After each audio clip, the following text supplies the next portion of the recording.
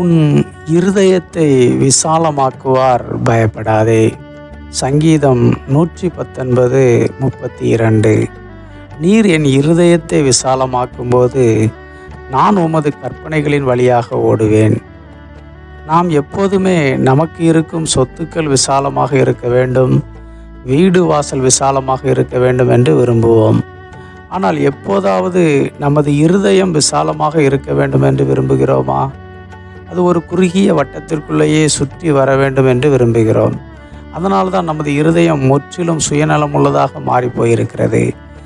சுயநலமாக மாறிப்போனதன் விளைவு என்னவென்றால், நாம் தேவனுடைய வார்த்தைகளின்படி நடக்காமல் நமது சுய விருப்பத்தின்படி வாழ்கிறோம். சொல்லப்போனால் அவருடைய வார்த்தைகளையே மறந்து போகிறோம். அவை நமது இருதயத்திற்குள் கிரியை செய்வதே இல்லை.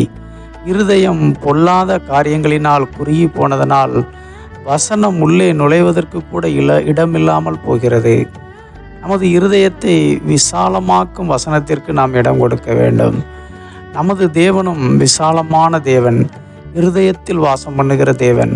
அவரால் நமது குறுகிய மனப்பான்மையுள்ள இருதயத்திற்குள் எப்படி வாசம் பண்ண முடியும்?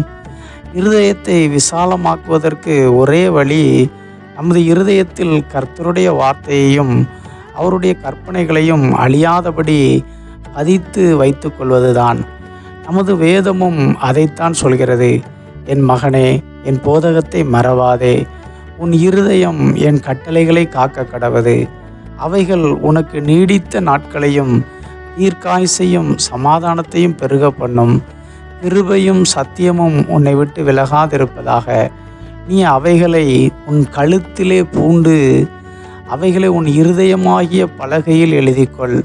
அதனால் தேவனுடைய பார்வையிலும் மனுஷருடைய பார்வையிலும் தயையும் நற்புத்தியும் பெறுவாய் என்று நாம் வேதத்தில் தியானிக்கிறோம்.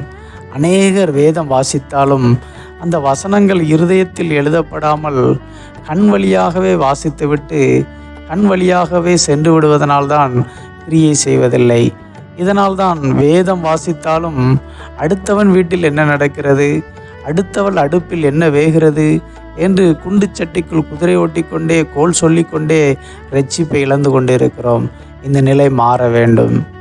உங்கள் இருதயம் விசாலமடையாமல் இன்னும் குறுகிய மனப்பான்மையுள்ளதாகவே இருக்கிறதா?